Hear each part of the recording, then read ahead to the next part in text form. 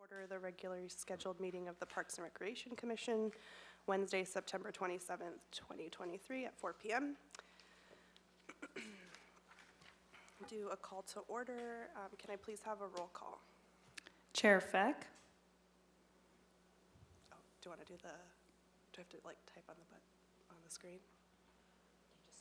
Oh, here, okay. Yeah. Yes. Vice Chair McGill. Here. Commissioner Aldana. Present. Commissioner Chang. Commissioner Clark. Commissioner Lesnar Buxton. Commissioner Anander LaBerge. Here. Thank you. Are there any changes to the agenda? Chair Feck, there's no changes. All right, thank you. And I don't believe there was any written public comment. Okay, so we can go to public comment. Maybe you can share the Zoom rules with us, please. For those who wish to speak during public comment, please use the raise your hand functionality in the Zoom control panel.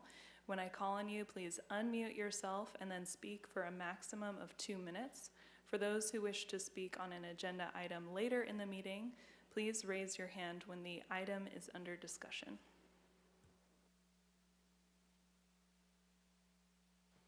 All right, thank you. And I don't have any speaker slips, so we can go to the Youth Council report.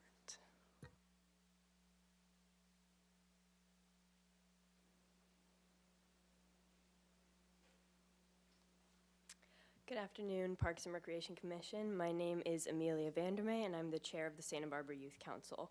I would like to provide a brief update on past and current Youth Council events this year. On Monday, September 18th, 2023, the Youth Council received a presentation from the Assistant City Attorney on how the Youth Council can take the initiative to propose a safe firearm storage ordinance. On Monday, September 25th, the Youth Council voted unanimously to create an ad hoc subcommittee to support this initiative and meet with Parks and Recreation staff and city attorneys to draft an ordinance. Our hope is that we can present to the Parks and Recreation Commission once more before the calendar year ends, prior to providing the Ordinance Committee and the City Council with our proposed ordinance. Safe storage of firearms is something that the Youth Council is very passionate about, and we hope that through our hard work and unique perspective as teens, we can create an ordinance that encourages public safety.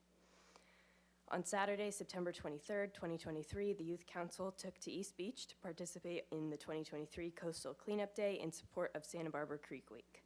Preliminary reports of the California Coastal Commission state that approximately 67 tons of trash were picked up from the beach statewide. The Youth Council collected a total of 24 pounds of trash in our own community, and we are currently looking for other ways that we can continue to positively impact the environment or raise local awareness on environmental issues. Good afternoon, Parks and Recreation Committee. My name is Clara Stump, and I would like to share with you guys some other updates that Youth Council is working on. So Youth Council will be conducting interviews for the new candidates applying during the 2023 Fall Advisory Group recruitment period. We will be conducting interview on Monday, October 2nd, 2023 at 5:15, and Monday, October 16th, 2023 at 5:15. Both of these will be at the Franklin Neighborhood Center. Our members have been working hard to reach out to all schools, public, private, as well as alternative. We look forward to hearing from prospective candidates. The Youth Council is also looking forward to the 4th annual Trunk or Treat in partnership with the Santa Barbara Police Activities League. This event will take place on Friday, October 27th, between 5 and 8 p.m. in the Spencer's Adams parking lot. Each year, we look forward to providing a safe and fun experience where families and youth can interact with first responders in a positive manner. Lastly, the Youth Council will be applying again to the Youth Making Change grant. Last year, we were awarded the fund, the Youth Speak Out, and look forward to brainstorming a similar project this year. Parks and Recreation, thank you for your time. We now open the floor to questions.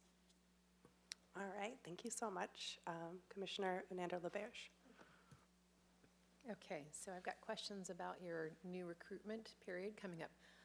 What is the age for the recruits?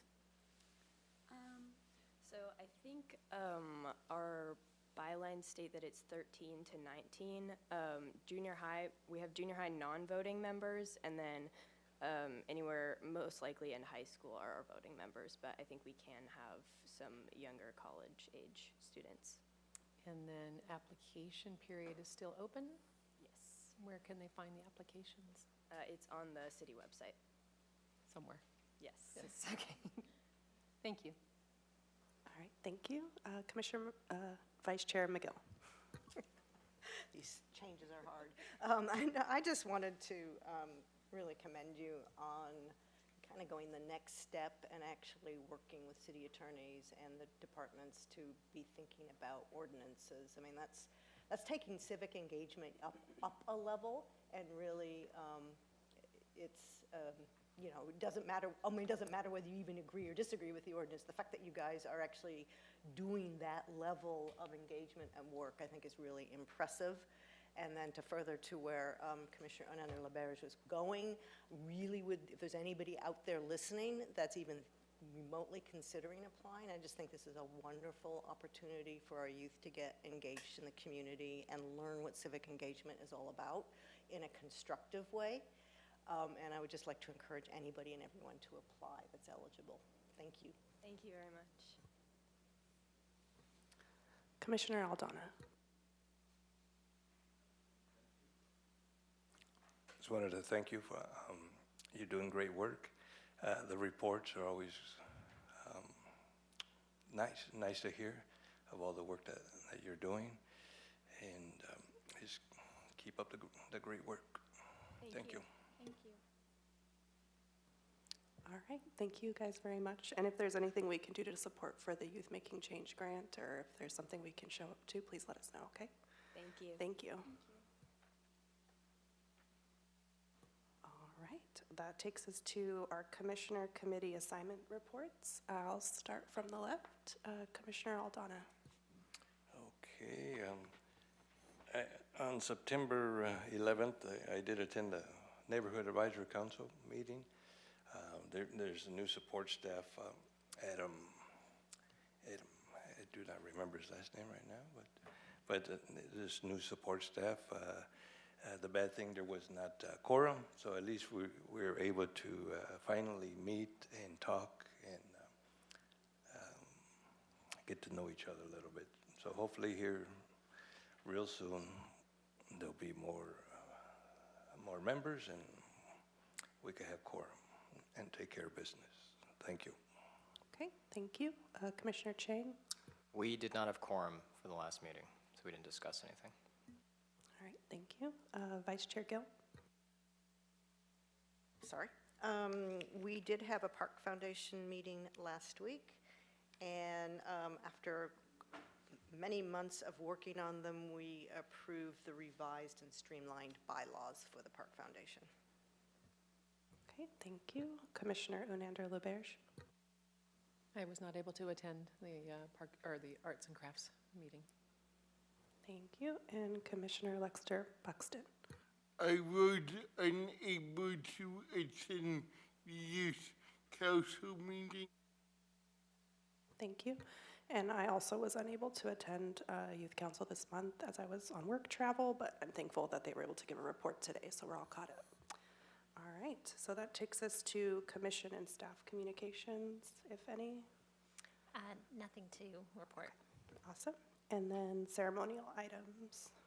And here I am pleased to report on 6 employees who have been recognized for their years of service with the city, 2 in August and 4 in September.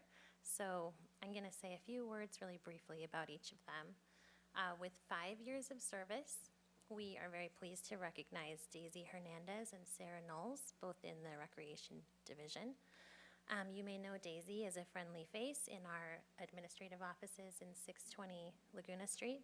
She's a huge help to us in many ways, but particularly with her help on picnic reservations, which is big and very frequent. She also helps with other reservations and registrations, helps with financial processes and things like that.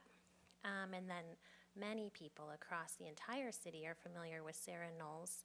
She is our recreation supervisor that oversees special events, which is really a citywide program.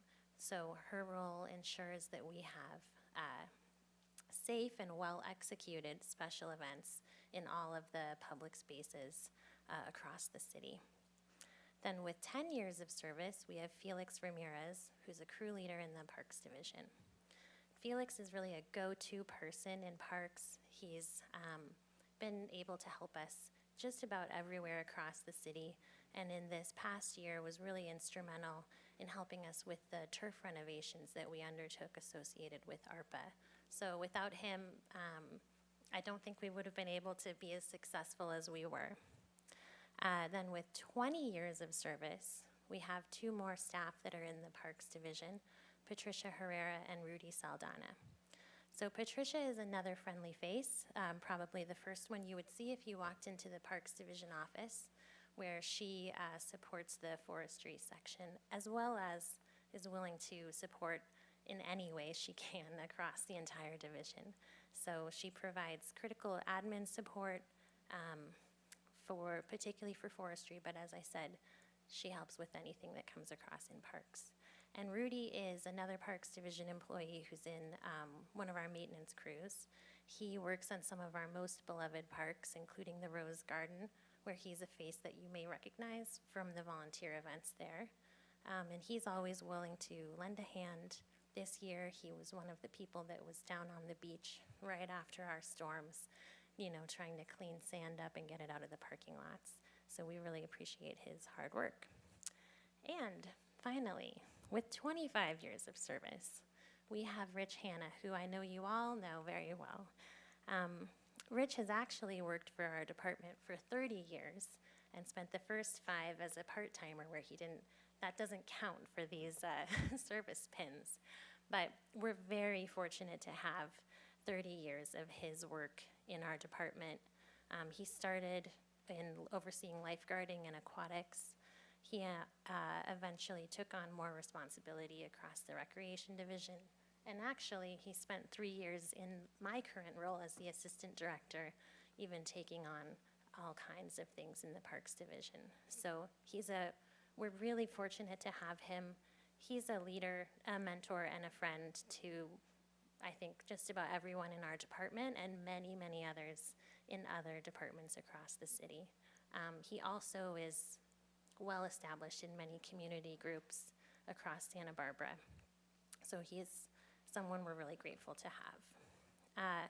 And actually, we're grateful to have all 6 of these employees who really help us to make Parks and Recreation shine.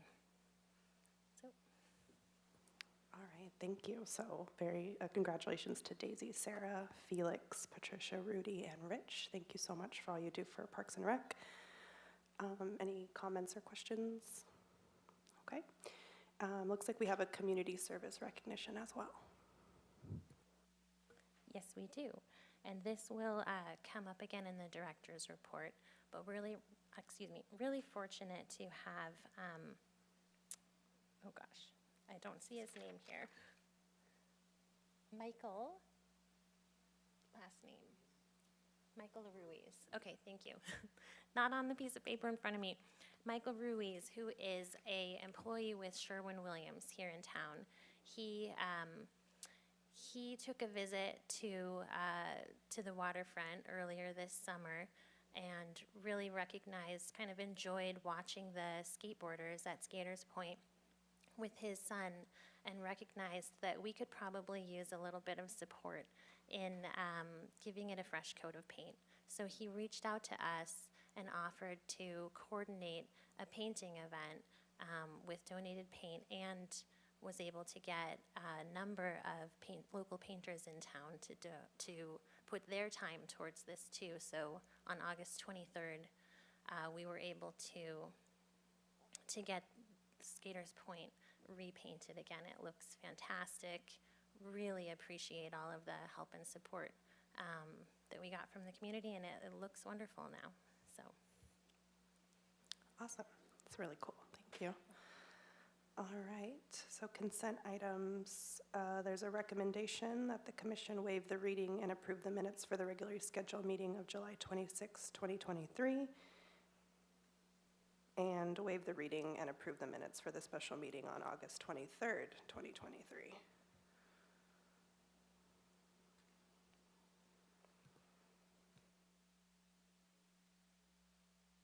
Do I have to do separate ones since they're 2 different line items? Yeah, okay, so we'll do A, recommend that the commission waive the reading and approve the minutes of the regularly scheduled meeting of July 26, 2023. Do we need a second? Second, I'll second. Is that, Yeah. I made the motion, sorry, and then he seconded. Yeah, ready to vote.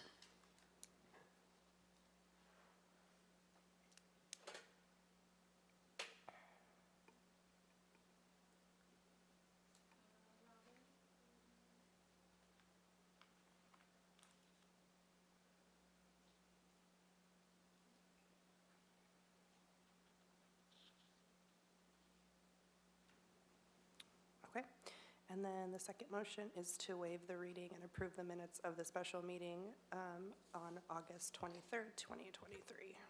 I'll second again. Okay.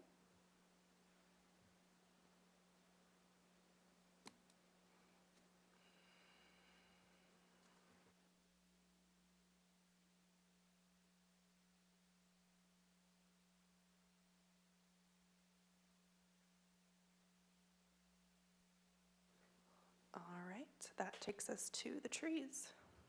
Chair Feck, I think we might have skipped over item 3, the summary of sorry. council actions. Summary of council actions. Is that just a discussion?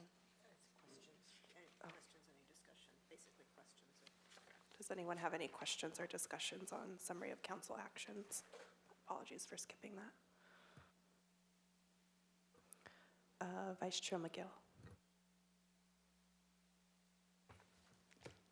Just a real quick one. I was just curious as to the, I should know the answer to this probably, but what the First Friends by the Sea in Plaza Veracruz is. Chair Feck and Vice Chair McGill, we've entered into a very short-term lease to lease 130 Coda Street, also known as the Kiwanis Building, since it's been vacant, to a operator of a child care facility who's looking for a short-term home here. So it looks like it might be a good fit for the use of that facility for the next year or so as a child care operation. But it's not yet open, as they're still working through state permitting to have approval to occupy the facility with children. Okay, thank you. I guess I wouldn't have known the answer to that. All right, Commissioner Aldana.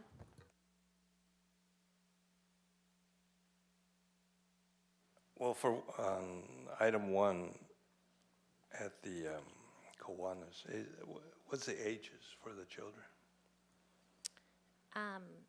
Chair Feck and Commissioner Aldana, I think I can get back to you with the details. I think that this operator already runs a child care facility in Los Angeles, is from this area, and wanted to be able to return here to Santa Barbara to operate.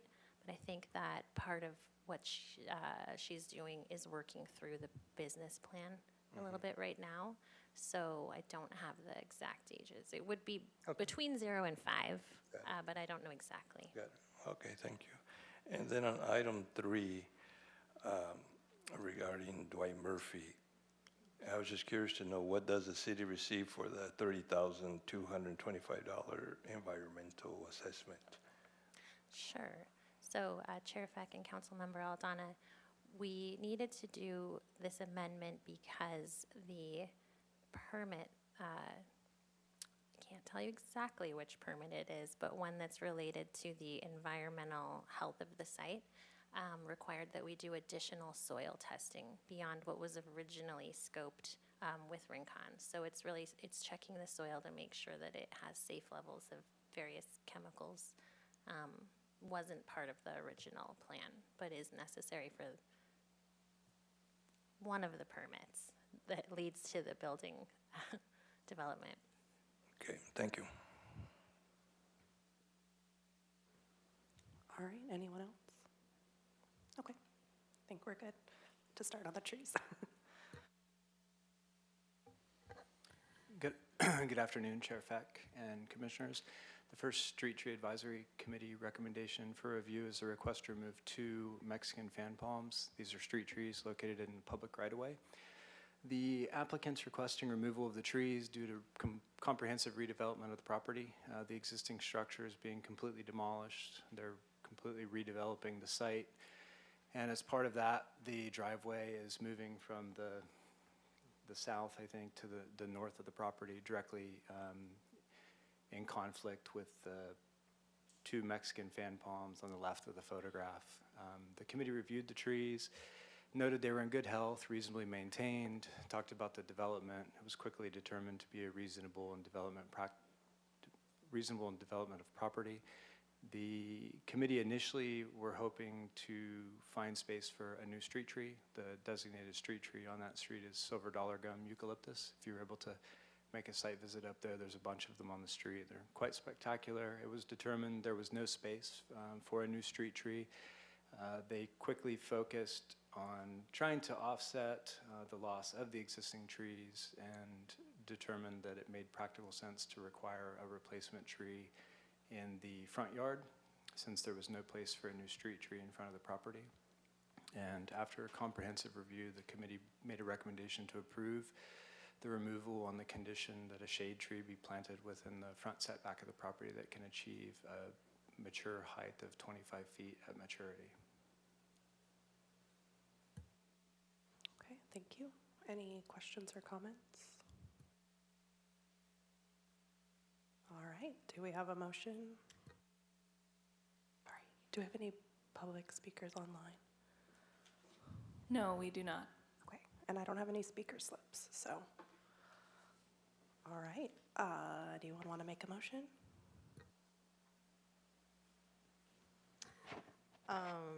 I will move that we agree with the Street Tree Committee recommendation to conditionally approve the removal of the 2 Mexican fan palms at 120 San Rafael Avenue on the condition that they replace the 2 trees with 1 setback tree in the front yard that can achieve 25 feet, a canopy tree that can achieve 25 feet at maturity. Did I get that right? I'll second that.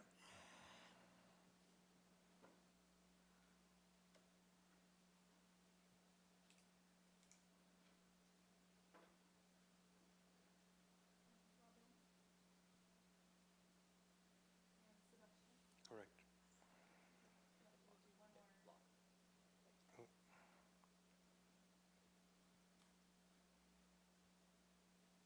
All right, thank you.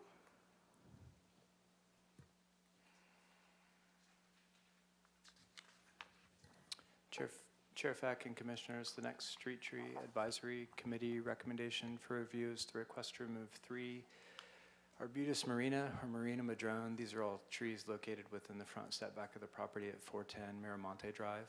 The applicant was requesting removal of the 3 trees for various reasons, including a desire to essentially re-landscape the property with new trees.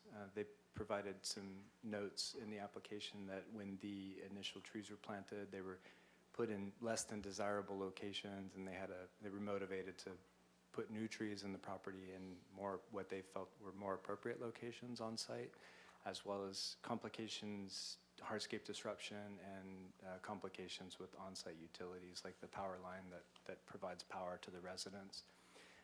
The committee reviewed the trees. There was general consensus. They were very well maintained, very healthy trees.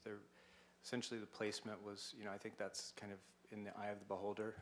There was general agreement amongst the committee members that they were in pretty good locations on the property. The only real comment was that maybe they could have one more closer to the driveway. The issues outside of the placement and the desire to kind of move away from the trees in their existing locations were determined to either be a non-issue or repairable. I think there was also agreement amongst the members that the wall damage likely was not related to the existing tree as well, and even if was or not, could be repaired without causing detrimental damage to the existing tree. And after comprehensive review and discussion on site, the committee made a recommendation to deny all 3 proposed removals at 410 Miramonte Drive. All right, thank you. Questions or comments? Okay, do we have anybody online to speak? No, we do not. Okay, and I don't have any speaker slips. Oh, Vice Chair McGill. Sorry, I was busy rereading because I didn't recall seeing the comment in writing that the committee didn't think that the hardscape damage was due to the trees. So I just wanted to see. But really, when I looked at those trees, I mean, it's one of my favorite trees, and they're beautiful trees, but they aren't huge trees, which made me wonder how long would it take, relative benefit, how long would it take the proposed olive trees to, which are what the homeowner wants or the applicant wants, to get to the same level of benefit, for lack of a better phrase, as the existing strawberry trees, which is what I think of them as. And then also the arbutus. I know they are great habitat trees and the great forage. How does the habitat between the proposed trees and the existing trees compare? Chair Feck and Commissioner McGill, those are both good questions. In terms of habitat, that's That's a difficult question, I think, for me to answer. I'm more of like a nuts and bolts arborist. Marina madrone produces a fruit, like a berry that is like birds really enjoy it. You know, when we see olives planted, increasingly they're the sterile varieties, so there's no fruit associated with olives. I don't know what eats olives. We do, but outside of that, I can't say specifically. So I think, you know, that's pretty difficult to answer for me. I think the other question is also difficult because the one challenge when you replace something is you don't really even know if it's going to be successful. So, you know, they could be successful, they could struggle, it could take a considerable amount of time for them to reach the same size as the existing trees. That was some of the conversation that took place on site with the committee because the trees aren't that old, but they also are doing really well. They are established, and in their eyes, there was no reason to move in a different direction. Hopefully that answers your question. By the way, people can eat the strawberry tree fruit too.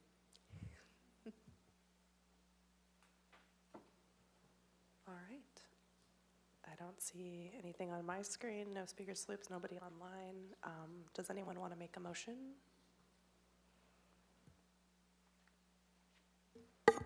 Sure, I'll move to follow the recommendation of the committee and deny the removal of all trees. Do I have a second? I'll go ahead second. All right, and we'll vote. Oh, I- sorry, we're going to go back real quick. We've got Commissioner Aldana. Yeah, just for discussion. On the two trees that are underneath the telephone line or electrical lines, the one in the back, does that one need a permit also? Chair Feck and Commissioner Aldana, that's correct. Okay, so all three needed permits. Correct. Got it, thank you. Okay, so we have a standing motion and a second. No changes? Okay, let's go to vote.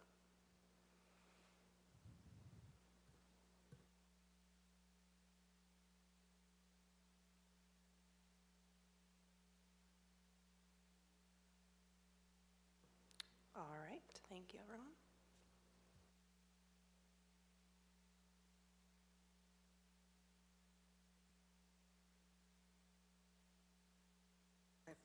Sorry, we can go to the next item. Chair Feck and Commissioners, the next item is actually just a street tree designation modification. This is essentially a continuation of some of the previous designation changes that we've seen in the past few months. This is for the 800 to 900 blocks of Spring Street. We've identified this as part of our fiscal year 2024 replanting efforts. So we'll be repopulating both the 800 and 900 blocks of Spring Street. The existing designation was the purple orchid tree. If you were able to go out there, there's quite a few on street. They're doing pretty well. Consistent with previous species designation changes and goals and objectives in the urban forest management plan to increase diversity on street and throughout the neighborhood, have been looking to add to existing single species designations because it gives us a little bit more utility to use trees that maybe get a little bit bigger and spaces where we can do that, and smaller trees where we can kind of get a smaller tree in where you normally wouldn't be able to put that large tree. In this case, these are all kind of like small to medium-sized trees, so it's a little bit more of a diversity approach here. We had quite a bit of discussion about the 2 blocks, the constraints, the parkway size, overhead utilities, all of those things. And after discussion, the committee made a recommendation to modify the existing designation for the 800 and 900 blocks of Spring Street to include the purple orchid tree, the red cap gum, and the pink trumpet tree. All right, any comments, questions? Okay. Commissioner Aldana? Okay, so this is the 800 and 900 block, but on the 700 block, there's no parkway, so it's just a narrow sidewalk. I was just curious because on the west sidewalk, there's very few driveways, and I'm aware that you need 20 feet per parking.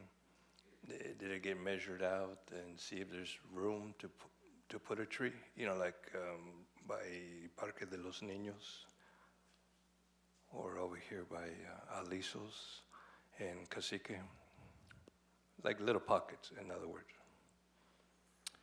Chair Fett, Commissioner Aldana, I think that we're increasingly looking to utilize strategies like that.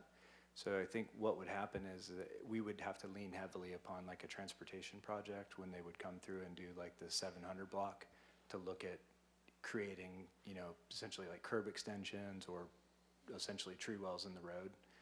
We don't have the ability or resources, funding to do that just strictly through forestry, but we do have a really great working relationship with streets and transportation, and increasingly try to do that when we have the ability to do so. So I think, you know, if and when repairs queue up on, you know, the 700 block, that's always going to be part of the conversation, not just there, but citywide. Okay, yeah, because then also I know they're going to be doing curb cuts here shortly, or it's in the works on the Spring and De La Guerra and Spring and Ortega, so that fits in at that time. So, okay, thank you. All right, anyone else? Okay, I'll just make a comment. The trees are very pretty if they flower like that. Looks really nice. All right, do we have a motion? Sure, I'll move that we approve the changes to the modify the existing designations for the 800 and 900 block of Spring Street to approve the beautiful purple orchid tree, red cap gum, and pink trumpet tree as co-designations. Second. All right, have a vote.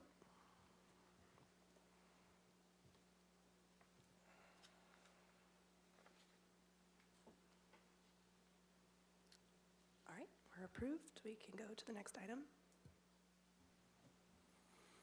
And Chair Feck and Commissioners, one fun fact, there's only one red cap gum in the entire city that's known of, so it's pretty neat. It's super obscured. It's on Upper State Street.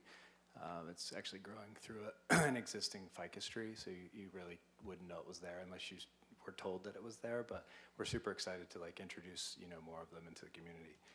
The next item is also a designation modification. This is for the 2400 to 3000 blocks of Las Positas Road. The existing designation for all of these blocks is Jacaranda. Back in June of 2023, the commission reviewed a project that was essentially a pedestrian safety project that was brought forward by Public Works, Transportation, to add a crosswalk at the intersection of Las Positas and Stanley Avenue. As part of the approval, the commission conditioned the application as proposed, which was 8 replacement trees. So we've been working with Public Works to find suitable locations within the project vicinity, and some of these locations are a pretty narrow parkway, and then there's some small tree wells in front of Adams Elementary School, some of which will be planted as part of this project, and I think we would take the opportunity to try to fill the rest of those in. Jacaranda is too large of a species for some of these locations, so we took this back to the committee to have a discussion about what made good practical sense in terms of adding in smaller tree species that would function well as replants for this pedestrian improvement project with Public Works, and then allow us to continue to utilize these smaller spaces along Las Positas. We had a pretty extensive discussion, similar to Spring Street, and then after review, due to the parkways on the wherever the parkways are big, to continue utilizing Jacaranda, because there's already quite a few Jacarandas on these blocks of Las Positas. And then in addition to that, add crepe myrtle hybrids, which is actually a group of several different crepe myrtles, lots of flavors, so like different colors, you know, like pink and white, and it allows us to use whatever we see fit amongst that group. And then also the pink trumpet tree. So after review, the committee recommends modifying the existing designation for the 2400 to 3000 blocks of Las Positas Road to include Jacaranda, the crepe myrtle hybrids, and the pink trumpet tree.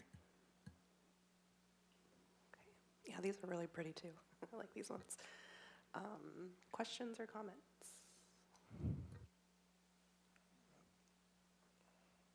Vice Chair McGill.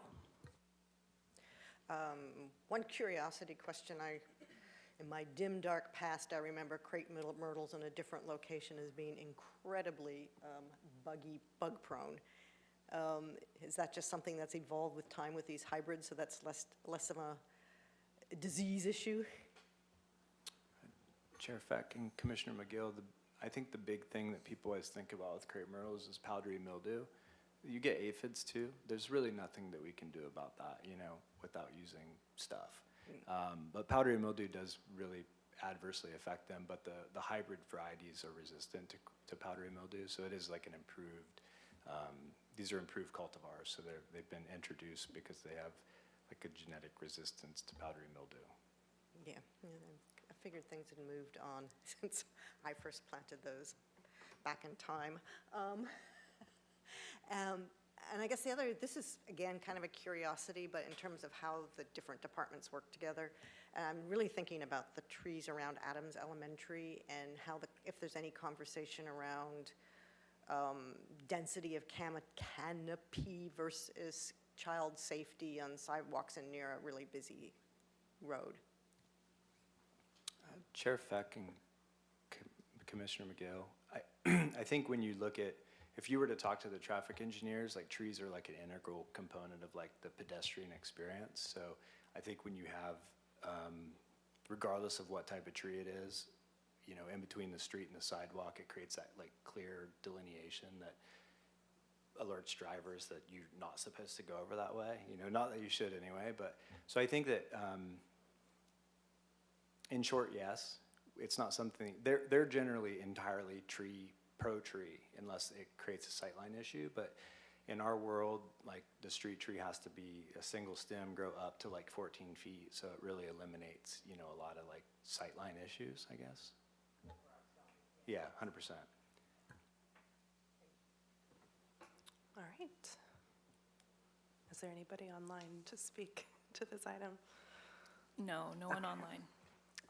Any other questions, comments, or a motion?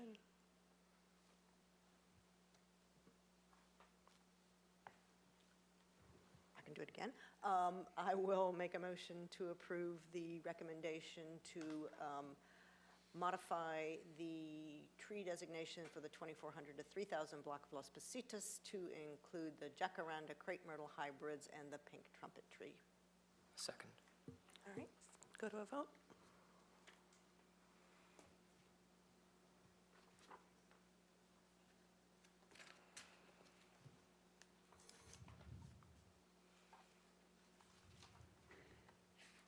All right, we're approved. Thank you, Mr. Slack. All right, next up we have administrative and staff reports. And the first one up is the director's report.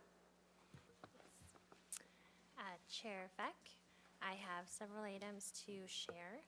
The first is that Los Baños Pool underwent some much-needed preventative maintenance work at the end of August. This was from August 19th through August 30th and was timed to minimize impacts to the community. We waited for the school year to start and did this before City College started their program.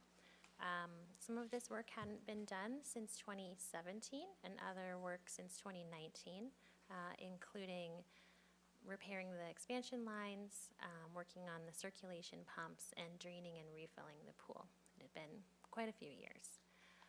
Skaters Point, I already mentioned this, but I'll just take a moment to add the names of the 11 local painting groups that participated in this effort along with Sherwin-Williams. So that was Agave Painting, Fresh Coat Painters, J. Guarneros Painting, Mesa Painting, Pacific Painting, Paradise Finishes, Purple Painting, RG Painting, and Fine Finishes, S&J Fine Finishes, Van Gogh Painting, and Van Wyck Painting. So again, really appreciate the work that that they did for us. It had been several years since we had Skaters Point painted, and it probably would have been quite a few more years before we were able to do a massive painting effort there. We also had Kids World closed for about 10 days at the beginning of September. Again, timed to try to minimize the impacts to community, so outside of Labor Day and after school started. This is necessary because of the wood structure. It's really important to keep it clean and to restain and reseal it pretty frequently, ideally every year to every 2 years. So we sort of assess and see if it can wait or if it really needs it. But it's looking fresh again. Another thing I'm really excited to share is that we were able to hire 2 part-time volunteer coordinators and gardeners at Alice Keck Memorial Garden. We've had a volunteer program there probably since the park was first dedicated, but it really depends a lot on staff support, and we didn't have that staff support for several years. So we've got it now. Really wonderful people who are there Monday through Thursday from 9 to 12, and are happy to work with anyone of any ability, essentially. You can, if you'd like to schedule something in advance, you can call the Parks main line, the Parks Division office, but you can also just show up. Really all you need to do is show up in clothes that you don't mind getting a little dirt on. But you're also willing to bring, if you've got, a favorite garden tool or something like that. So we're going to be sharing this to the community through our kind of marketing efforts, but please spread the word amongst your friends and family as well. And then finally, another thing I'd like to report is that part of the ARPA funded turf renovation projects includes doing much needed renovations at Ledbetter Beach Park. So this will be a relatively extensive renovation where most of the grassy areas at the park will be closed for about 2 months. And so it will look a little bit disruptive to the community for a while. There will be essentially kind of paths to walk through to get from the parking areas to the beach, and won't really have access to the picnic areas. So we'll be doing some community outreach again in advance because it's a very heavily used area, but we know that on the other side of this, it's going to make a big difference. So we're looking forward to that starting and wrapping up at the end of December. So the only other thing I'll mention is that we do have some future tentative commission agenda items listed, mainly looking at October, presenting the Wildland Fire Resiliency Project. Where we'll have more information on that next month. All right, thank you. Those are all really great projects. Any questions, comments? Commissioner Aldana. Yes. As far as the volunteer program, that's for Alice Keck Park only? Yeah, Chair Feck and Commissioner Aldana, at this point, this program is for Alice Keck Park, but we're happy to take volunteers across the organization. We would just ask that you call the Parks Division with whatever the proposed volunteering opportunity is. So the Parks Division coordinates events all over the place kind of throughout the year, particularly for groups. For instance, I think we have an upcoming event with a church group in town, which is at Alice Keck Park, but it could be anywhere. They just selected Alice Keck. Okay, thank you. I have one more question. As far as updates at the next meeting, can we get an update on the kiddie pool?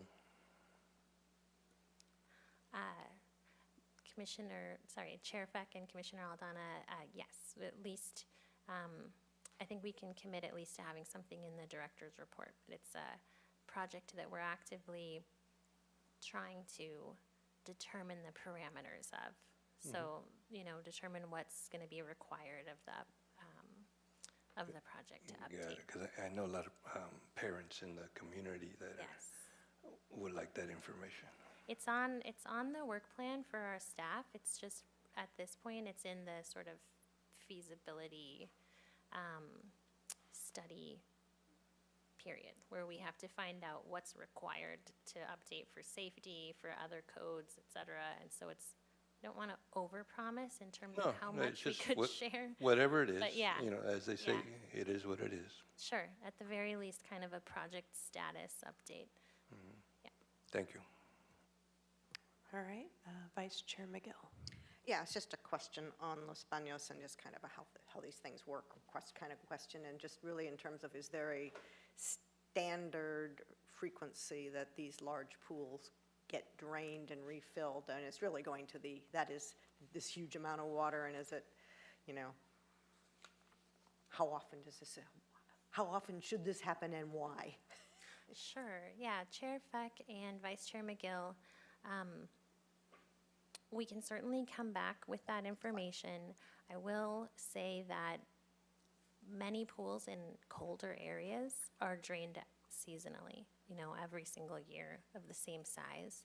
And so I think that what we would probably find is that it really depends on the location of the pool, whether it's heated throughout the winter, that kind of thing. But we can certainly find out kind of what the ideal amount of time is or do our best to answer that question. And what the decision parameters are. I mean, what drives those kind of decisions? Sure. Okay, thanks. All right, any other questions? Okay, thank you very much. We will go to the summer camp report.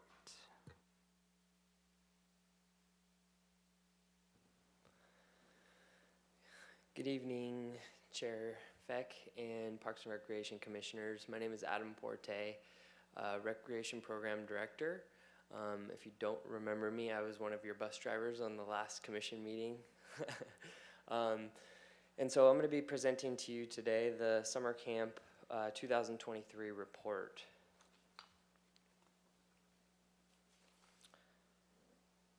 I want to talk a little bit about what we offered this summer.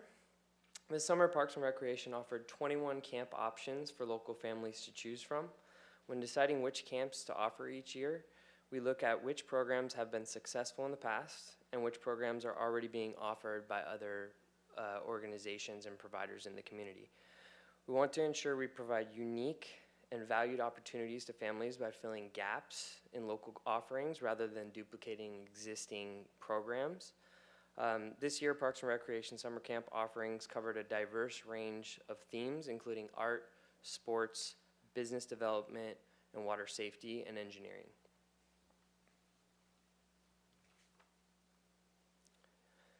Of the 21 camps offered this year, 4 were run by the department. Those are the skate camp, nature camp, junior lifeguards, and the summer fun program. The remaining 17 were run by local contractors. By partnering with local groups with specialized expertise and proven business models, we can provide the community with a broader range of camp offerings led by qualified professionals. I want to talk a little bit about the marketing and how we promoted our offerings to the community. Planning for the 2023 Summer Camp marketing campaign began in fall 2022. And if you're doing math, you can imagine that we're already planning for next summer, with the campaign officially launching in February and then spanning the entire camp season. The department leveraged tactics across print, broadcast, and digital channels to reach people throughout the campaign. In the examples featured in this slide, you can see one of our print ads placed in a local publication, the new Summer Camp webpage we created to help families find the right camp for them, earned coverage on KEYT, some of the promotional print materials distributed at events and around town, and one of the videos created for our social media channels.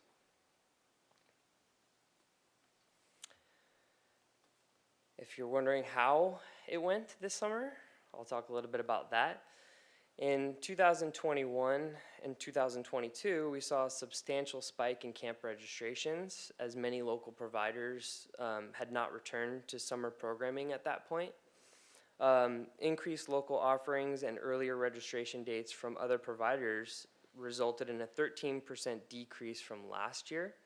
However, registration continues to remain above pre-pandemic levels.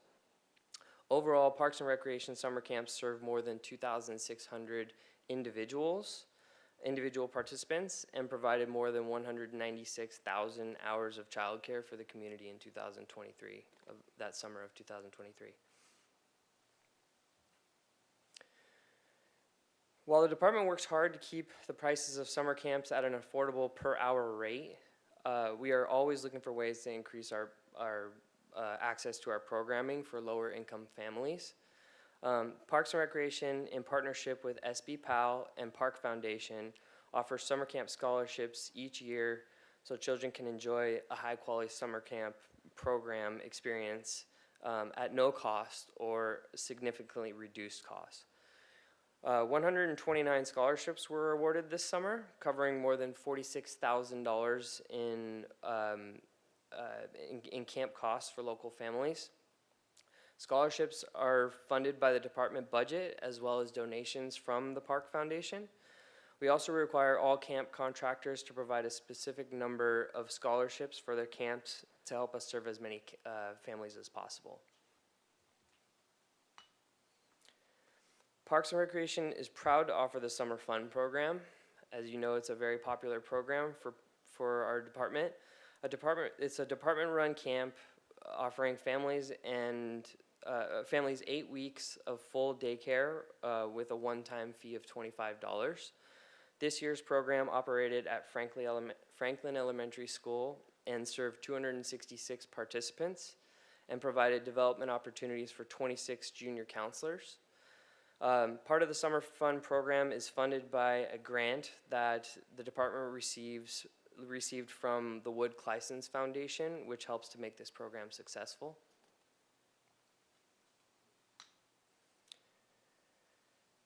Each year we evaluate our programs, and beyond tracking the registrations, we want to ensure we're offering the best summer camp experience while continuing to innovate and improve our programs.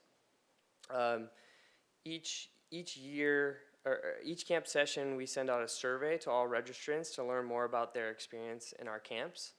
And so 90% of registrants surveyed responded that they would be likely or extremely likely to recommend a department summer camp to their friends and family. The survey also included an open-ended question seeking additional feedback from parents in their own words. Here's some examples. Lobster Joe's Art Camp was a new camp this summer that received a lot of positive feedback. This parent comments about how their child is excited to go to camp each day and that they intend to register for the camp again next year. Nature Camp, as you may know, is one of our longest standing camps that we offer and one of the most popular. It's a 2-week camp filled with educational field trips and traditional camp activities, including a family night. This parent mentions in this comment our wonderful camp staff, which will be a theme about what we're talking about here today, and how Nature Camp is their child's favorite camp. Tennis and Beach Camp is exactly what it sounds like, but it's a great program that involves instruction on basic tennis skills, and the camp director incorporates a ton of fun games and activities into the children's day and the participants' day. This parent talks about her daughter's positive experience and how they intend to be returning customers. Theater Camp is a unique camp where participants learn to create a set, learn scenes, they practice their scenes, which all culminates to a performance at the end of the week.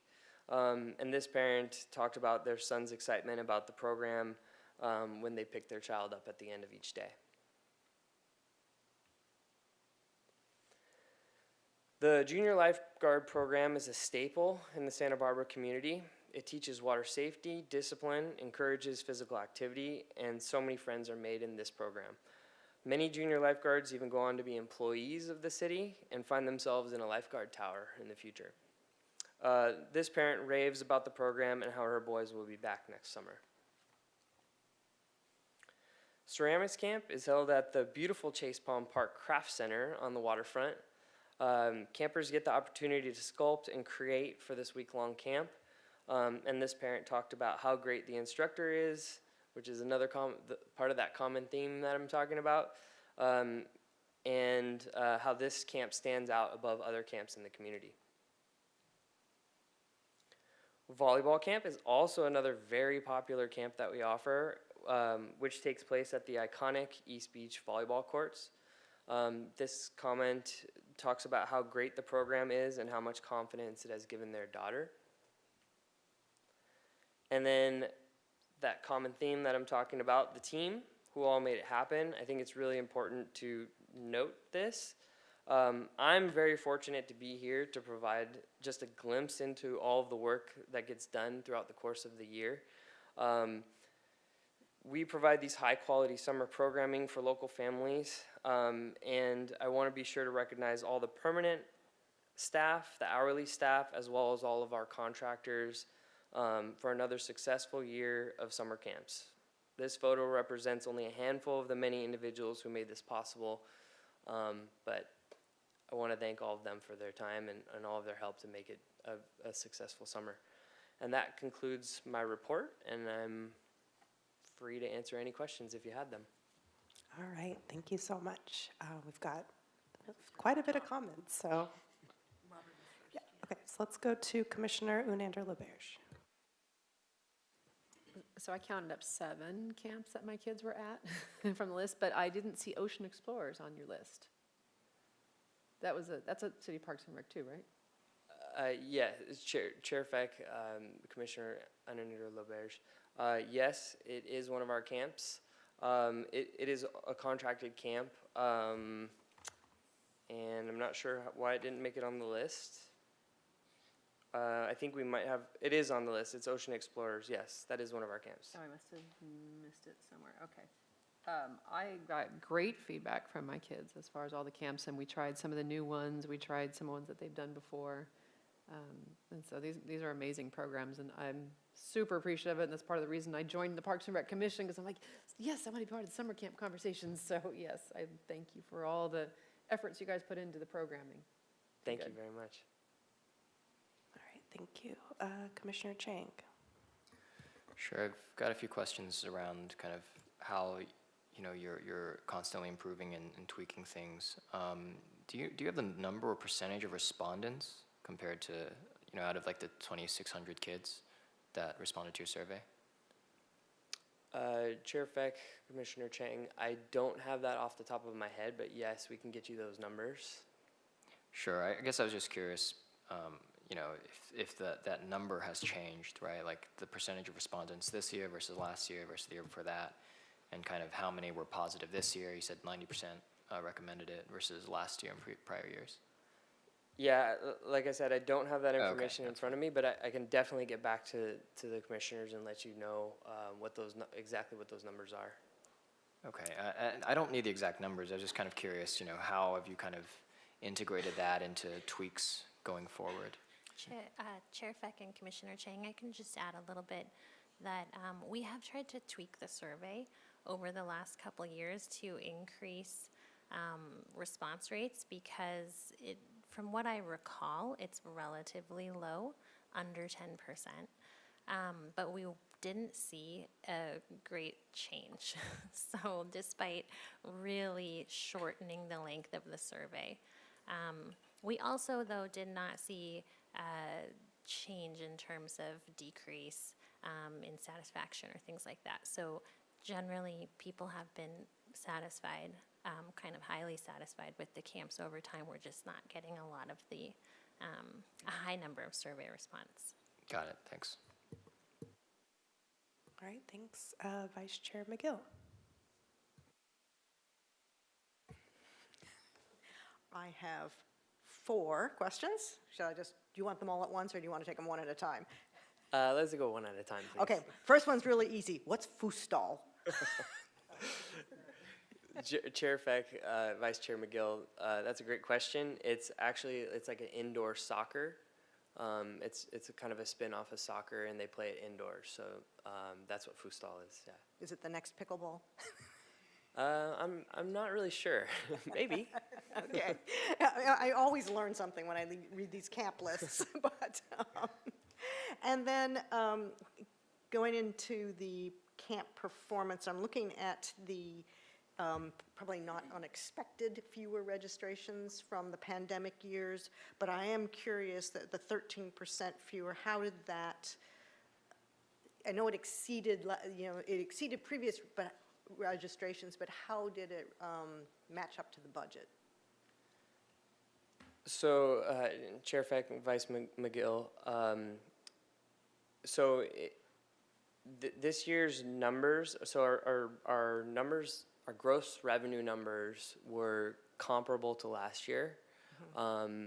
And so what we ended up finding out why there might have been a 13% reduction was, first of all, there's more providers that are offering things that are coming back since the pandemic.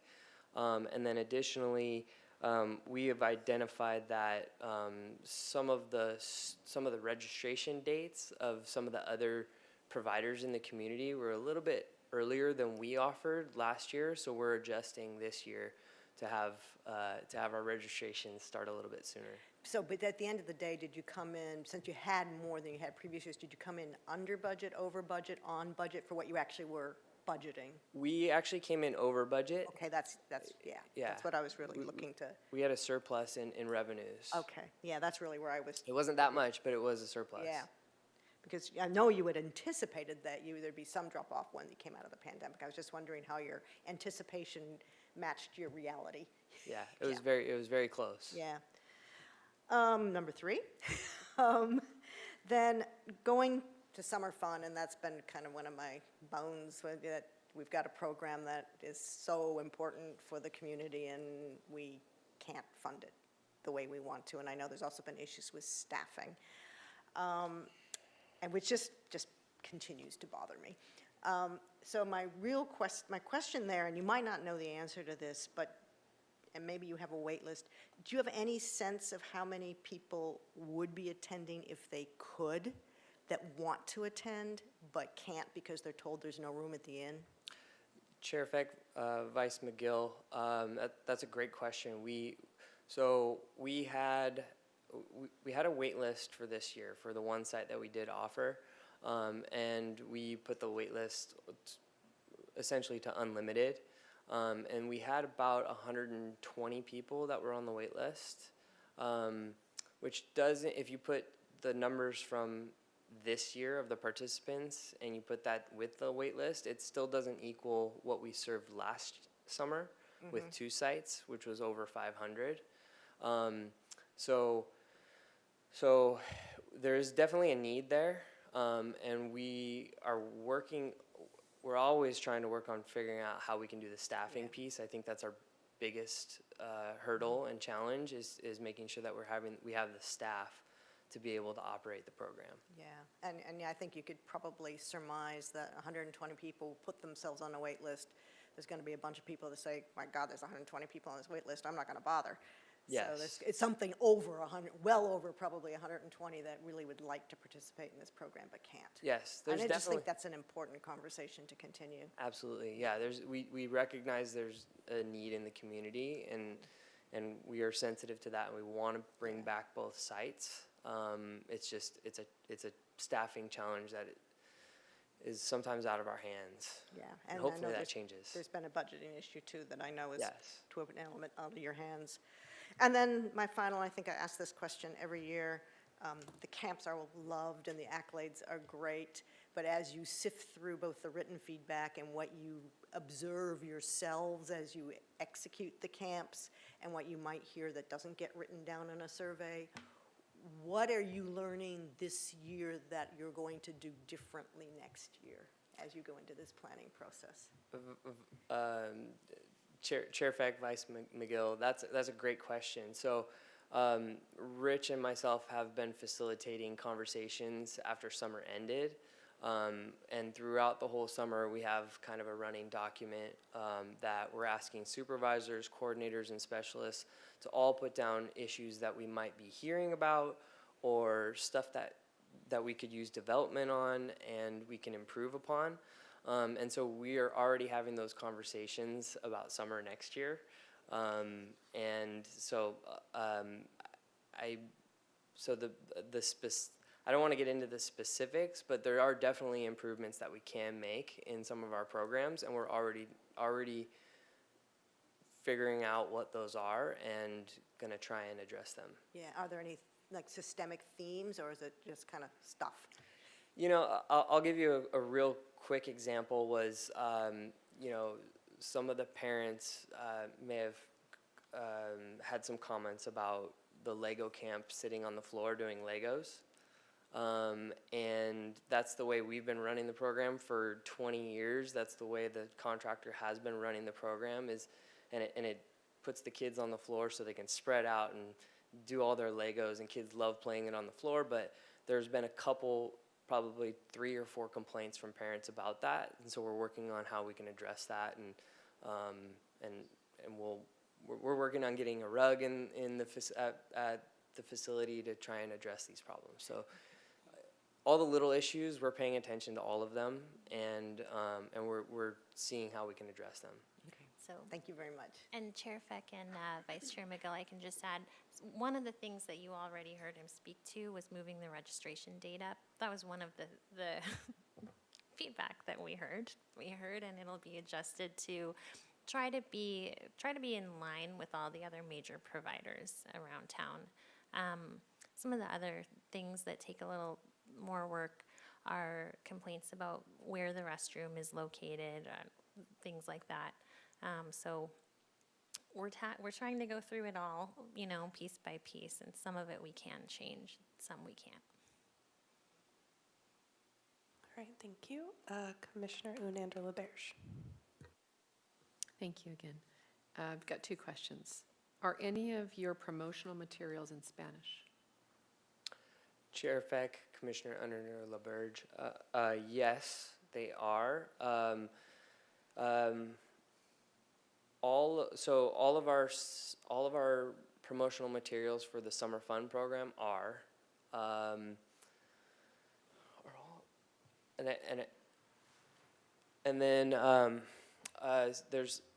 so I think that Aaron can speak a little bit about how our website is kind of is made and designed, and how people who come to our website are able to select their language.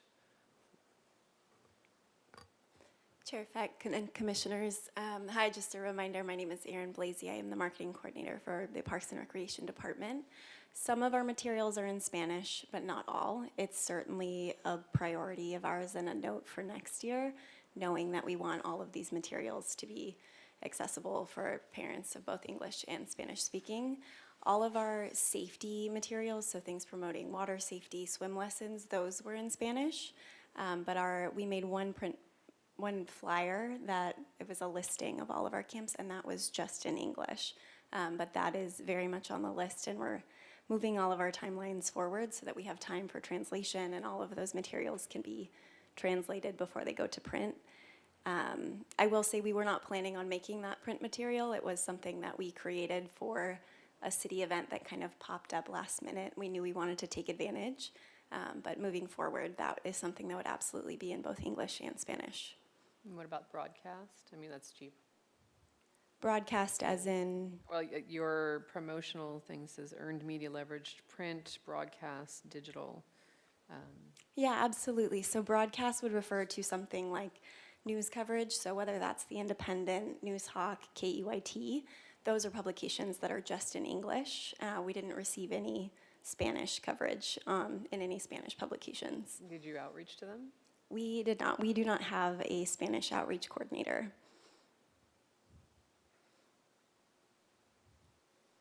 Okay. I have one other question about the early registration. So I understand, get a leg up on them.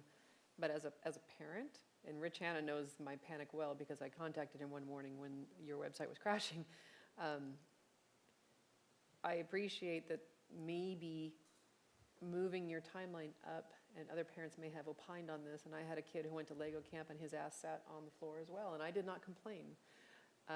But having all these timelines at the same time is really overwhelming when you're trying to figure out, especially if you have multiple kids, and you're like, which kid, which camp, which where? And I do appreciate that zoo camp is unique. And I probably, if I had to sign up around the same time for zoo camp versus Parks and Rec, I'd probably go to zoo camp because that's a unique, limited capacity.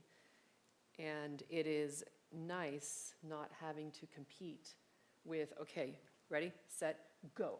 Seriously, I have like 5 windows open and I'm waiting for that clock and boom, boom, boom, boom, boom to hit it. And that's how it has to be, you know, sometimes with not just the Parks and Rec, but for other camps as well that are in high demand. So having them staggered, I think, is more appreciated. Plus, I don't always know summer plans in March. So for those other programs that are doing their registrations earlier to try to get a bump on you guys, you know, I understand you got to do what you got to do. But from a practical parent perspective, you know, I don't think the system's broken the way you have it. Commissioner Under LaBerge, thank you for that feedback. I really appreciate it. These are some of the conversations that have come up in our supervisor meetings when we are trying to make these decisions. I will bring this back to the group to have another discussion about it, but I really appreciate your feedback. And Chair Feck and Commissioner Onander LaBerge, I'll add one of the points that we discussed, because we did discuss this and really puzzle over it, is that we're relatively fortunate in that many of our camps are pretty large and they don't fill up often until the week before camp starts. So you really do, this could change at some point in the future, but for the most part, if you, apart from ceramics, Hearts, Horseback, and perhaps a couple others, there was space. You know, so you could make your plan in May, even June, even July or August, depending on which camp session it was. And many people do. I know in my family, that's how it goes with volleyball camp in particular. Sign up at the last minute. So I think we're really fortunate that we have that system in place here, so that we're hoping we can catch the early birds and the people who are planning later into the spring. All right, Commissioner Aldana. Yes, I just wanted to touch on the not having a Spanish outreach coordinator. As I look on this picture here, I know there's at least 2, possibly 3. I know 2 speak Spanish very well, but maybe that's not in their job title to do that work. But there's a radio station around the corner, less than a block away from you, that I believe has 2 or 3 Spanish radio stations. It's a 3 or 4 story building. It's a 400 block of East Coda. So it's walking distance. I know people there. I know somebody that does a lot of work there. So I can assist. So I'm raising my hand to assist. Because otherwise you're excluding a very big population.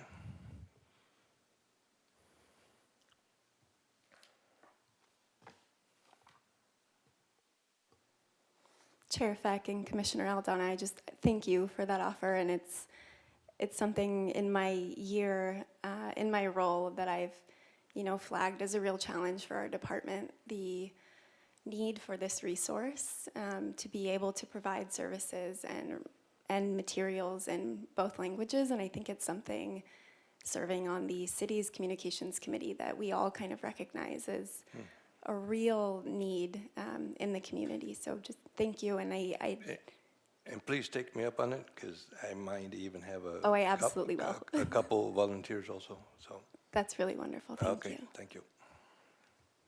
All right, thank you. Commissioner Chang. Sorry, just a quick follow-up. Are these programs price competitive with other local programs?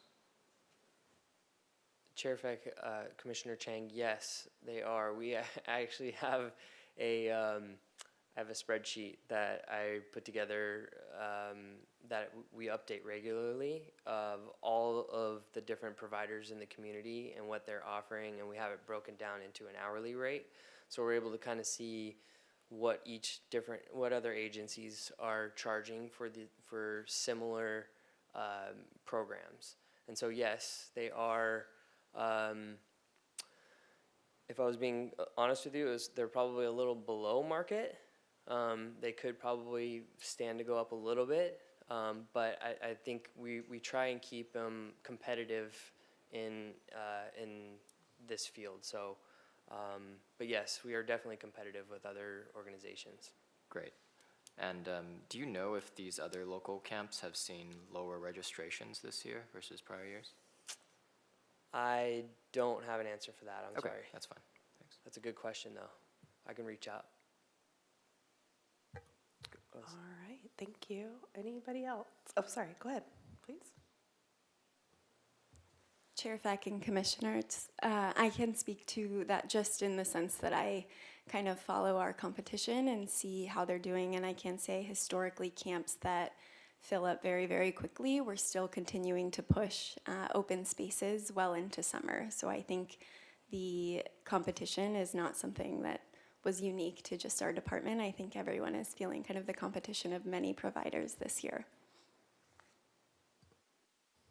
All right, thank you so much. Yeah, thank you for that great report. That was awesome. All right. Well, we're almost to the end of our agenda here. I don't see any old business. I don't see any new business. So I think we can adjourn. 5:21 p.m. So thank you, everybody. Appreciate you guys. Thank you.